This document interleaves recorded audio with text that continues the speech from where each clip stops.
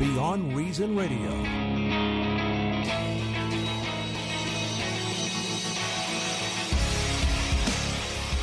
Yes, welcome to the show, everyone. This is another edition of Beyond Reason Radio. I am your host, Michael Yaffee, the voice of reason in a world that is beyond reason. And the question I'm going to start the show off with today that I want you to think about just for a sec.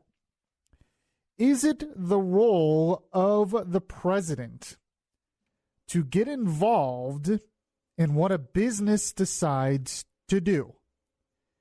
If that business is not breaking the law and they decide to lay off workers because they feel it's better for the long-term growth of the business, is it the job, is it the role of a president to get involved? I want those limited government conservatives out there, at least they used to say they were limited government conservatives, to answer that question and think about that for me for a minute.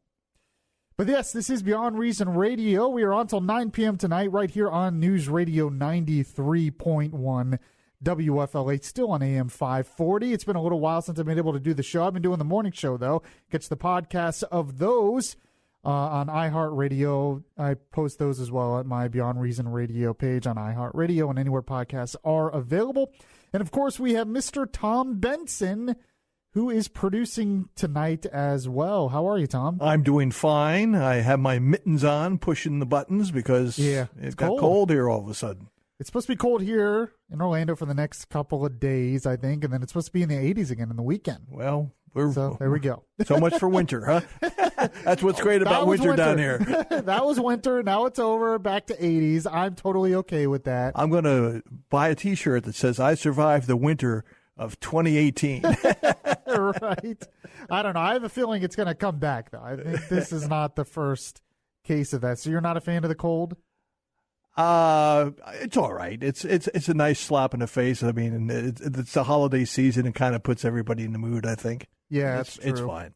The one thing I don't like about the cold is for some reason it makes me kind of sleepy. I don't know if that happens to you. Mm-hmm. I just want to go to bed and cuddle in my covers and I had a little too much pumpkin pie on Thanksgiving Day. I was sleepy all weekend. That was unbelievable. Yeah, that's true too. Yeah, I did have a lot to eat as well. So I want to start the show off. I posted this on Facebook. So anytime I post something on Facebook, it gets all kinds of attention and starts all kinds of controversy. So then I'm like, okay, this is good. I'll have to talk about this on the show. You can call if you want to, 407-916-5400 or text to 23680 or standard message and data rates apply. So earlier this week, the American car company General Motors decided that they were going to lay off 6,700 workers. It plans to eliminate 15% of its salaried workforce in North America and stop production at 5 plants.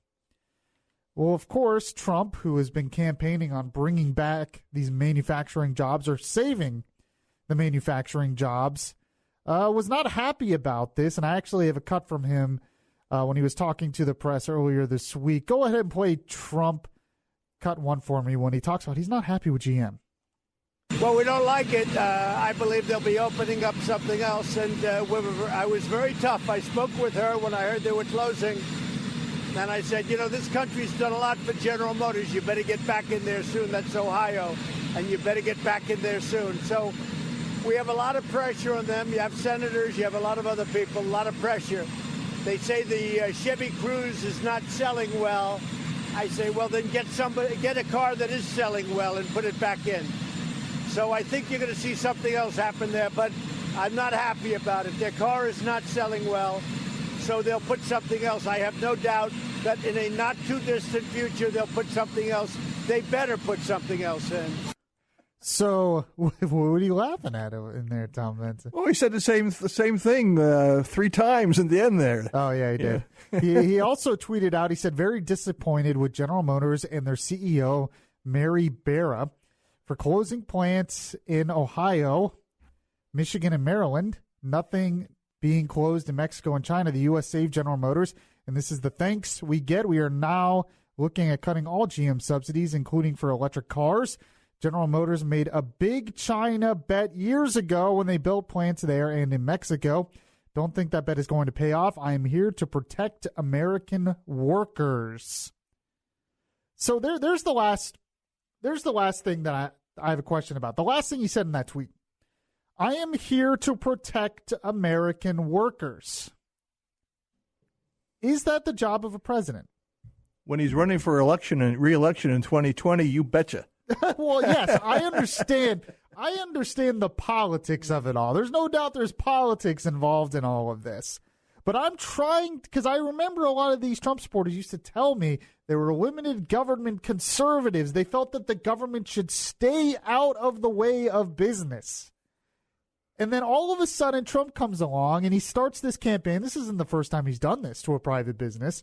He starts this campaign where if a big business does something that he does not like, he comes out and bashes them. Their stock goes down, all that. He tries to intimidate them with threats and all of that stuff. Mm-hmm. And then says, I am here to protect American workers. No, Mr. President, you're actually there to run the executive branch of the federal government. Focus on that. That is your job. Your job is not to protect American workers, except to protect their rights.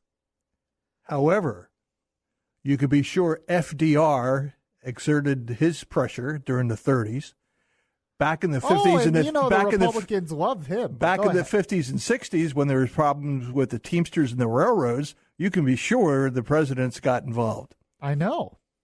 And this is what I'm trying to get to a big picture, because you're right. There is history behind this, especially in the past 100 years. Many people have decided that this is the job of our government now, to get involved in the workforce. Right. And to me, it's not. The whole point of the conservative movement was to get the government out of the way. But this is not what's happening. We have gotten used to the idea that the president is here to create jobs and so on and so forth. It's not.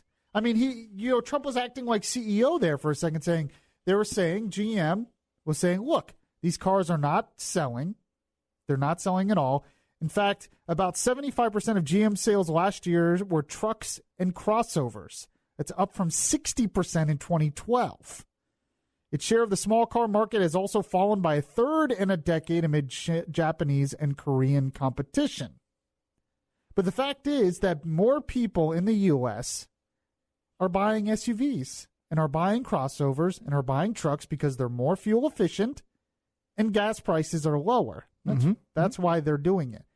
And it's not just American cars that are falling. Japanese cars are making up less of the market share because more people are buying SUVs. So GM saying, look, we have to restructure everything. Because in the long run, we'll create more jobs, we'll create more profit, we'll create more business if we focus on the right areas. That's what GM's trying to do. Just because people are losing jobs here doesn't mean more jobs are not going to be created somewhere else, because they focused on the right areas and they focused on the right things. When Trump or any president gets involved, you got to remember they're doing things for public consumption. Who knows what they're really saying off when they're on the phone in closed doors in the Oval Office. I don't know. I doubt Trump is saying anything really that much different, to be perfectly honest with you. Trump says what he says. You never know. He says what he says. I understand some of the points is that GM did get bailed out by the taxpayer.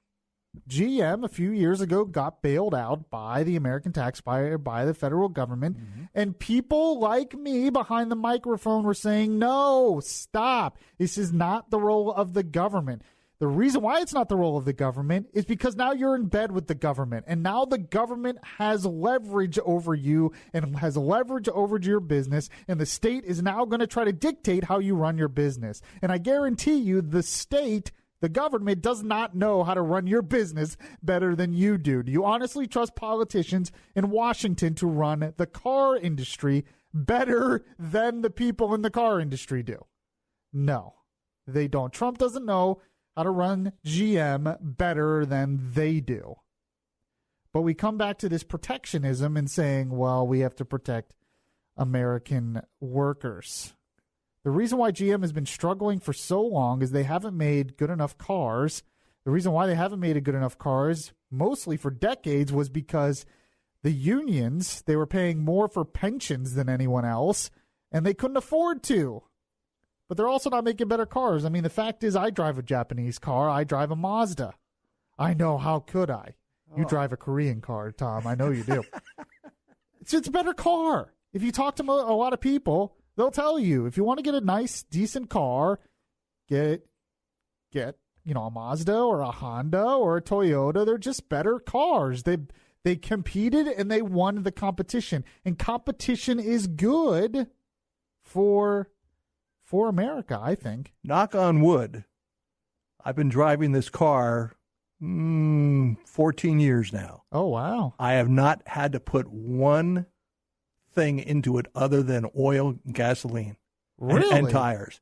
The water pump is the original. The timing belt is the same, and it's got 157,000 miles on it.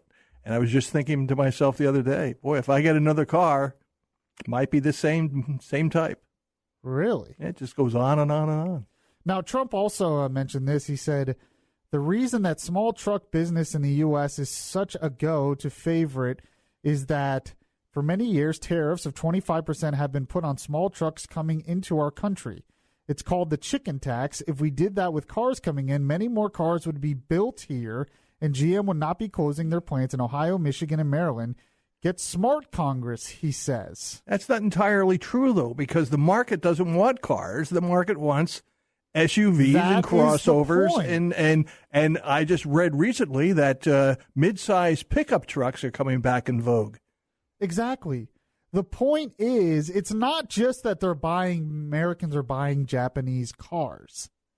It's that they're not buying cars, period. They're buying, like you said, they're buying SUVs and they're buying trucks. And so much of this really doesn't matter in the long run because in 10 to 20 years, you're going to have a completely different automobile industry because of driverless cars combined with Uber and other type industries like that. You're going to have in electric cars, you're going to have a completely different industry. And if we hamstrung GM from being able to restructure to what they want to do for the future, they're going to lose in the long run, and that's going to kill more American jobs than this does now. They have to be prepared for this. They're basically restructuring for the future. This is why you don't subsidize these businesses in the first place. I mean, they talk about, we'll get rid of the special subsidies. We'll get rid of the special tax plates for GM. Here's a thought. How about we give everyone the same low tax rate? And that's it. No matter if you're a big business like GM or a small business like a radio show. How about everybody gets the same tax cut? Or everybody gets the same tax rate. How about that? How about we all get the same and then the government stays out of the way? But no, we have to play these games for politics, and then you have the President of the United States, instead of focusing on running the executive branch of the government, which he should be doing, now he is focusing on what a business is deciding to do to help its business. I know a lot of people disagreed with me on this. I posted this on Facebook. A lot of people were like, Trump has every right to do this. I'm not saying he doesn't have a right to feel a certain way. I'm not saying he doesn't have a right to say what he wants. I'm saying I'm trying to get people to look at the bigger picture and to ask yourself, is this really what the President of the United States should be doing? Is this what our government really should be doing? Or is this all messed up? Have we just totally screwed up this whole system and this is where we are and we can't get out of it? Many people I know who love Trump used to say the government should stay out of the way, but now because it's Trump, they don't care. They don't care. 407-916-5400. By the way, if you start getting rid of the tax breaks for GM and you start getting rid of the subsidies for GM and you start tariffing other cars, like Japanese cars, how does that help? That's just going to make the cars more expensive. How is that going to help American workers? How is that going to help all the workers that work in the car dealerships? How is that going to help the American manufacturer? They're not going to need to manufacture as many cars because people won't be able to afford them.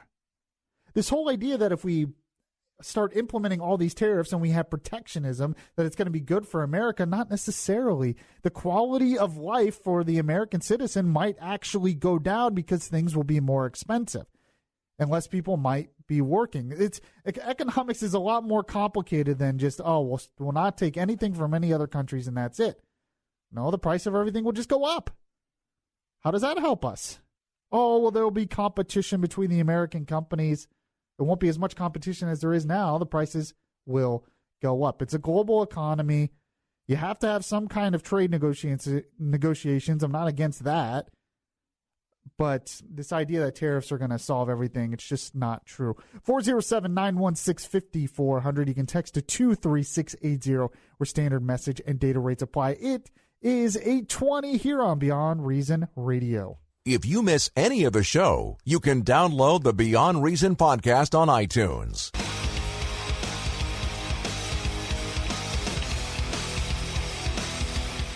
The voice of reason in a world that is beyond reason is back now.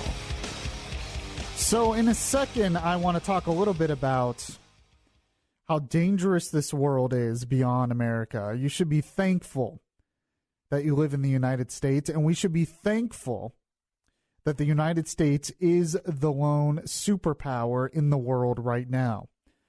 There's a lot of people on both sides of the aisle who really think America should kind of withdraw from the world. And the fact is, if we do, there are other powers that are rising that are going to fill that vacuum.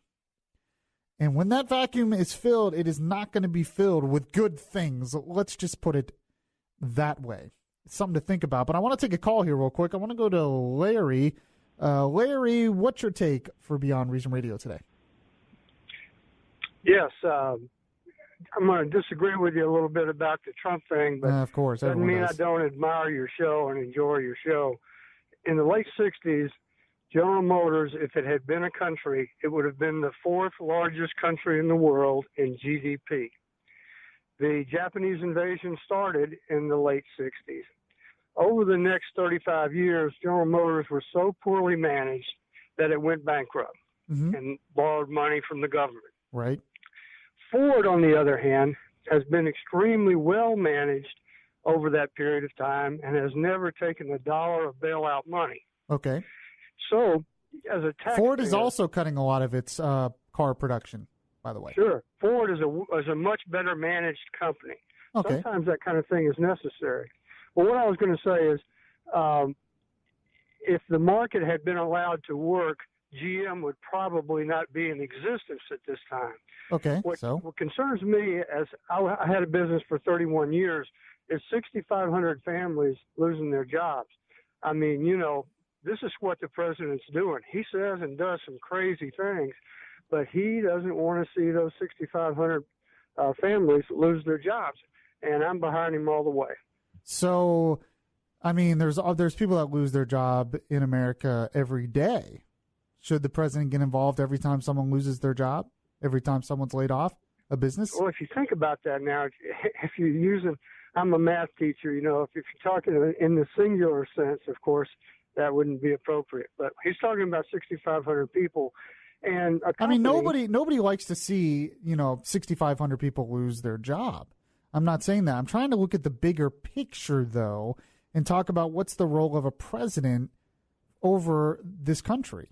So you're basically agreeing that it's the role of the president to get involved to, quote unquote, protect American workers because it's sad to see people lose their job. Well, when they talk about the bully pulpit, that's exactly what this kind of thing is about. And I'm not saying that Trump doesn't say and do some crazy things, right, but I'm really behind him. I just know how badly General Motors has been managed. The UAW has had something to do with it over the years. So shouldn't we let them fail? Yes, absolutely. We should have let them fail. So if we let them fail, wouldn't more people lost their jobs? I beg your pardon? If we would have let them fail a few years ago, wouldn't more people have lost their jobs?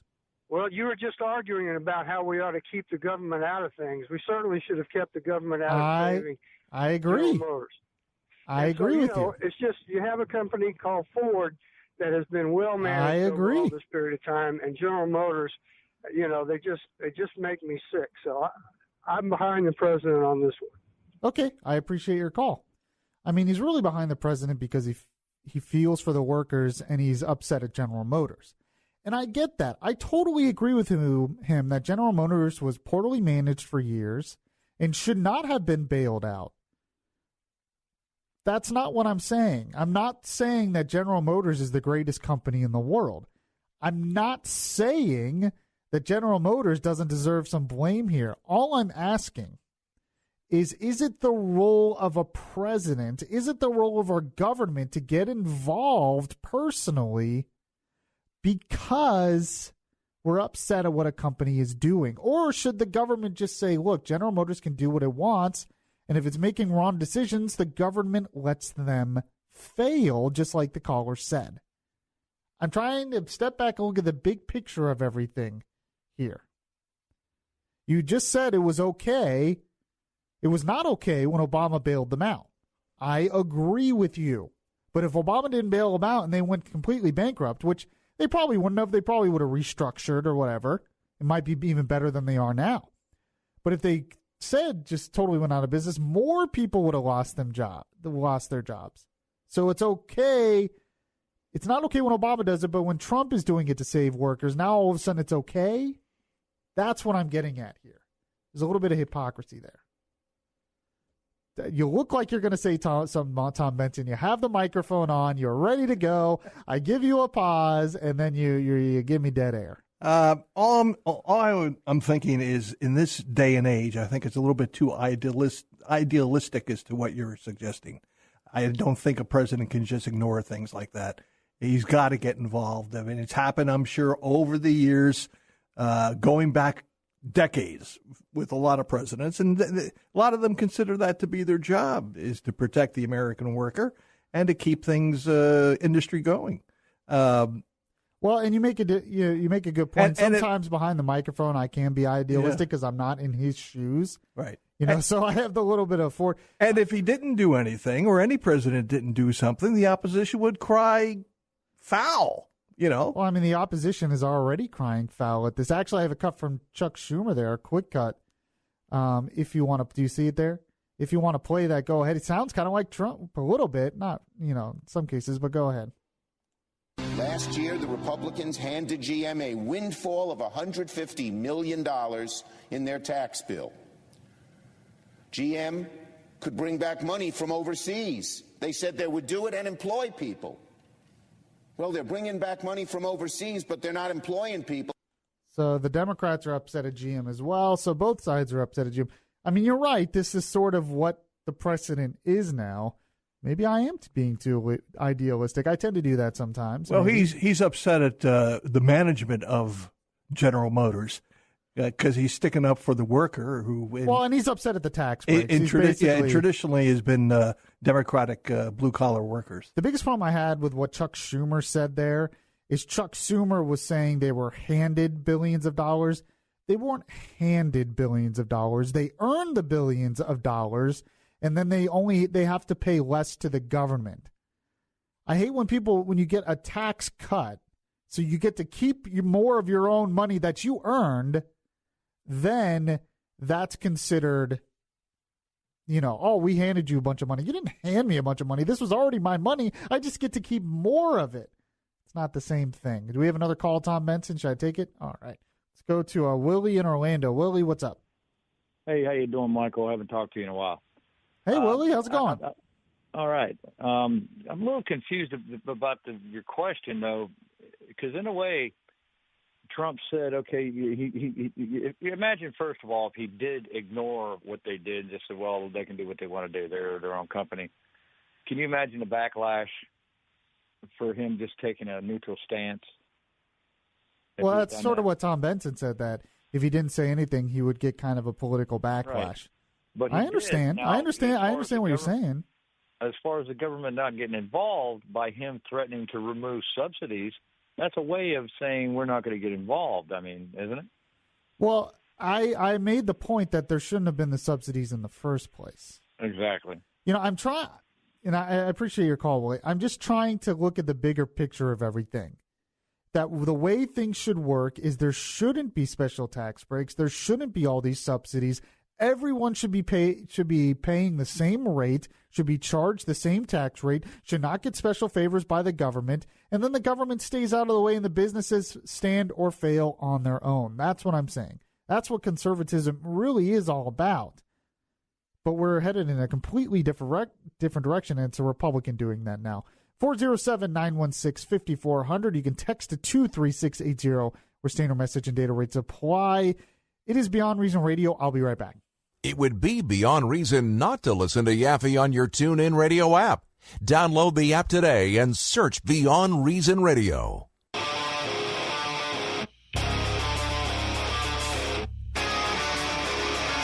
This is Orlando's Smart Talk Radio. Beyond Reason Radio continues now. So in the last couple of segments, I was criticizing Trump, not really for Trump personally, but just talking about a bigger picture of the role of government. But it's time to actually give Trump a lot of credit. I've actually been defending Trump a lot when it came to the caravan, because Trump was getting tough on them. Trump was threatening to shut the border. Trump was saying you're not going to get in. And Trump was highlighting this problem. And highlighting it might actually be working finally, because the thing is, it's not just about the one caravan. The left tries to say, oh, it's just a small caravan. Why can't we just let them in? And all of this other stuff. We're a big country. Trump's fear-mongering is what they said. It's not about just the one caravan, though. The fact is they're planning more caravans and more caravans and more people. And a lot of people are getting in every day that are not a part of a caravan. And those doing the planning are organized. It's just not a ragtag group of people. Of course. Exactly right.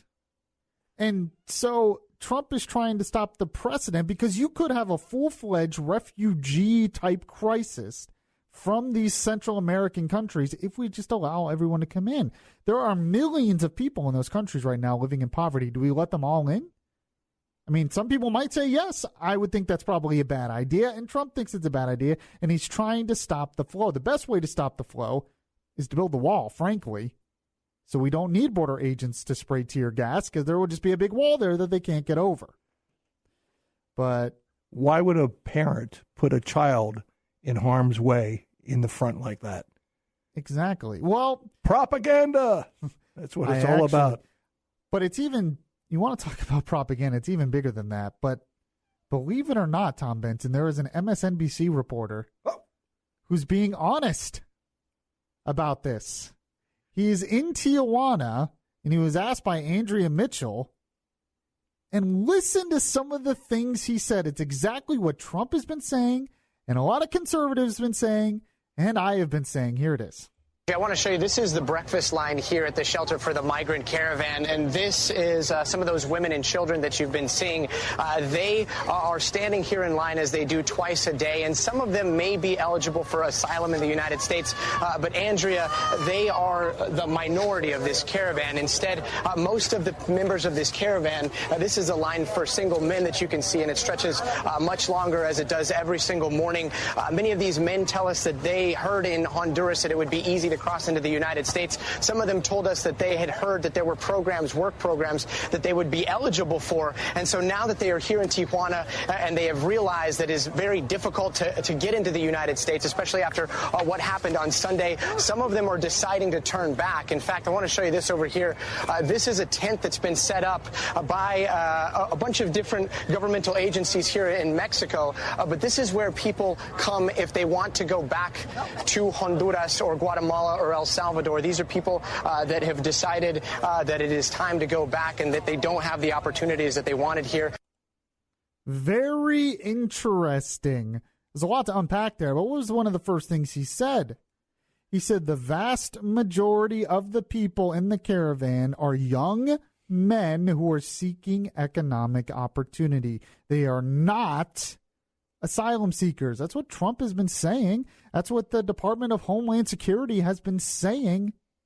In fact, I have another cut here from one of the activists who's been kind of pushing this caravan. He was accused of organizing or help organize a caravan. He denies it. Who knows if he's telling the truth? He's in Honduras right now.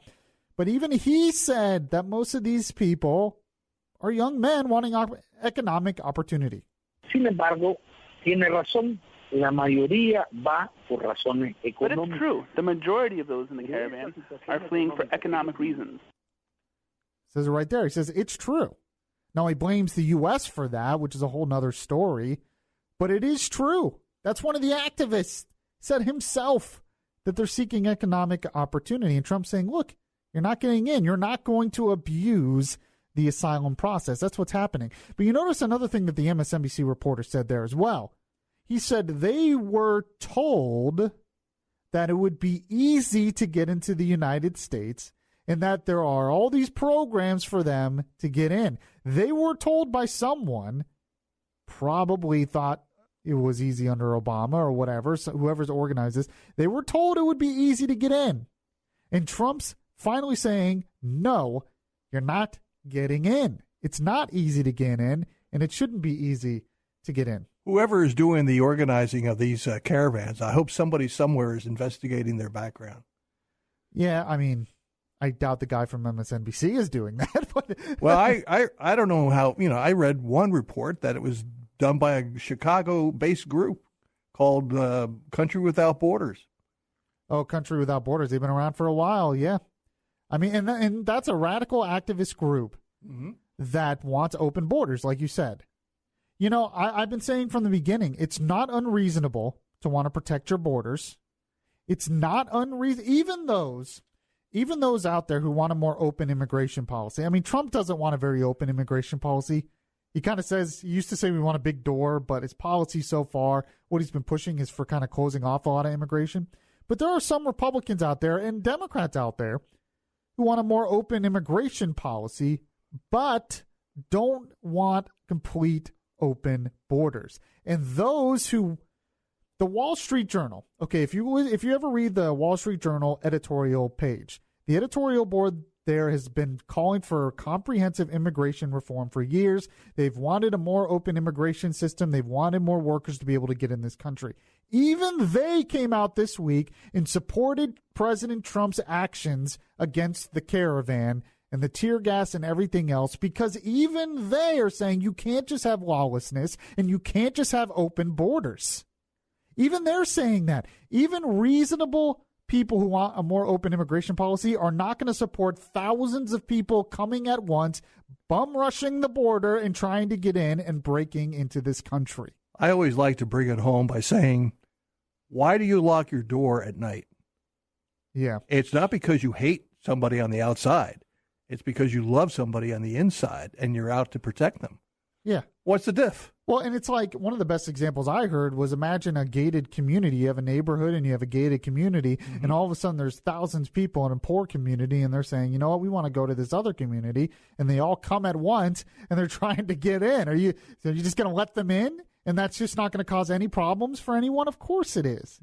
It's not unreasonable to want people to come in legally, orderly, and to not break in and to come all at once and just rush in like these guys were doing. And they were throwing rocks, and some of them were being violent. And, of course, there was tear gas. And Obama used tear gas, too. Well, Obama personally didn't do it, but it happened under the Obama administration. But I wanted to play a voice of reason here. I happened to be listening to The Five yesterday I was watching The Five yesterday on Fox News.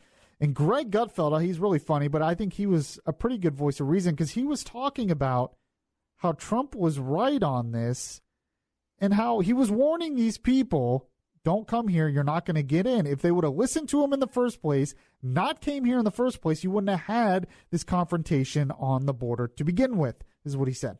One of the burdens of being a conservative is we're always siding with the constrained law and order perception, which means that we'll always be accused of lacking compassion. There's no way out of it. If you are a conservative or a right-winger or even a libertarian, you will always be seen as insensitive. And especially in situations like these, you will be accused of being cruel, because they'll have footage of tear gas and pepper spray, and it makes everybody look bad. The problem is, it's actually the opposite, because who warned that this was going to happen? Us. And when we talked about this, we were accused of being exploitative or exploitive. I think Both will work. So, or that this was just a right-wing figment that we were talking about. So when we talked about this happening and saying it wouldn't end well, the other media laughed at us.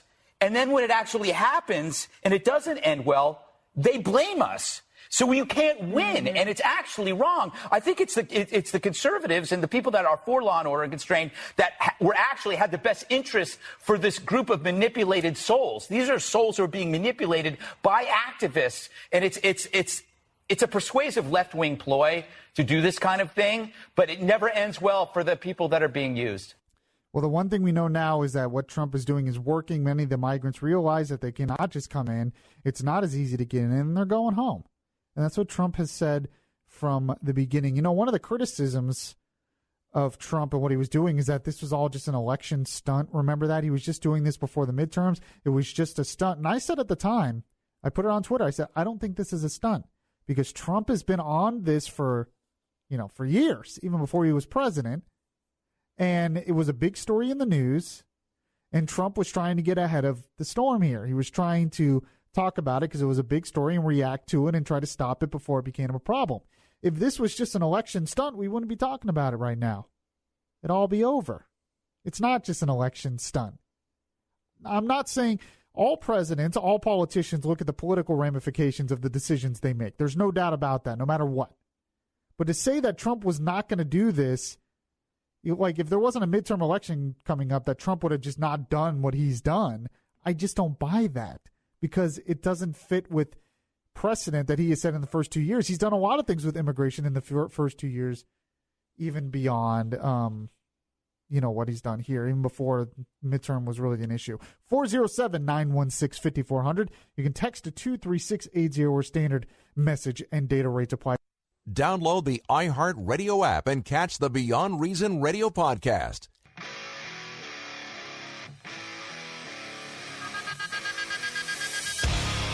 It would be beyond reason not to listen to Yaffee on your TuneIn Radio app. Download the app today and search Beyond Reason Radio. Yes, welcome back to the show, everyone. Just to put a button on the whole migrant issue that we've been talking about here. You know, it's interesting.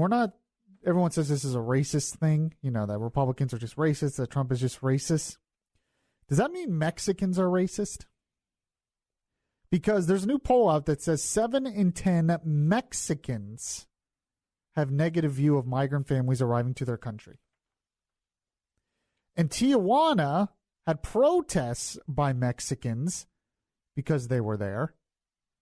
And the Mexican people don't want them there. Are they racist against Central Americans, maybe? The mayor of Tijuana is saying that they're running out of resources to help these people.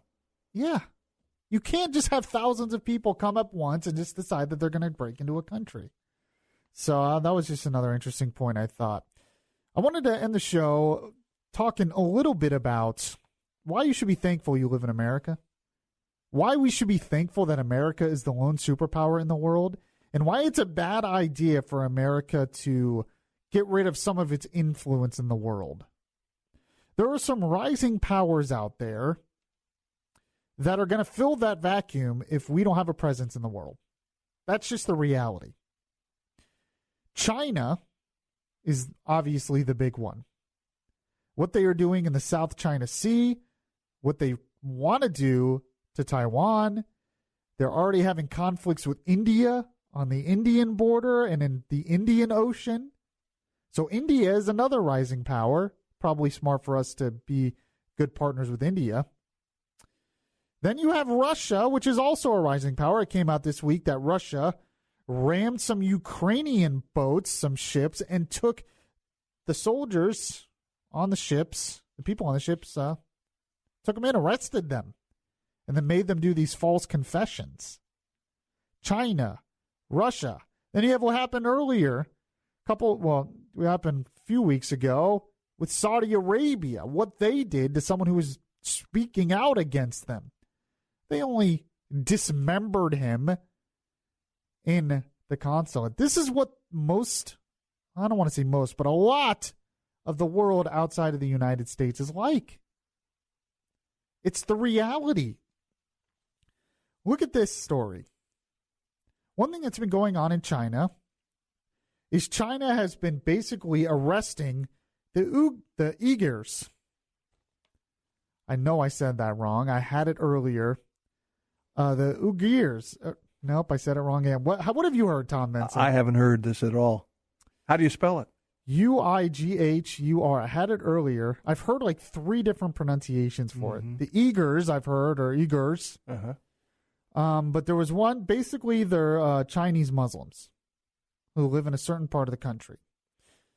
The Uyghurs, one of them, Migril Tursun, wept as she told reporters at a press conference in Washington, D.C. on Monday about her months of internment at what she called a Chinese concentration camp.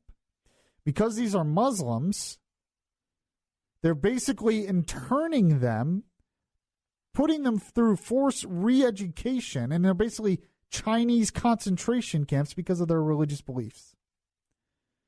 She was repeatedly stripped naked and interrogated, forced to take drugs, and made to subsist on a starvation diet of bread and broth. And while being separated from her infant triplets, one of whom died at the hands of the doctors, she said force-fed the children through a shunt in their necks. She's an Uyghur Muslim, one of what could be millions of members of ethnic and religious minorities imprisoned in what the communist Chinese government is defending as training centers. Oh, they're just training centers. This has been going on for a little while now, and it's getting worse. And what they're doing, what the Chinese are doing there is vicious. The Chinese, we praise China for their economy, for their growing economy. And the only reason it's growing is because they've introduced capitalism, basically. But China's a rising power, and they're trying to get way more influence in the world. You should look up how much China is investing in infrastructure projects in Asia.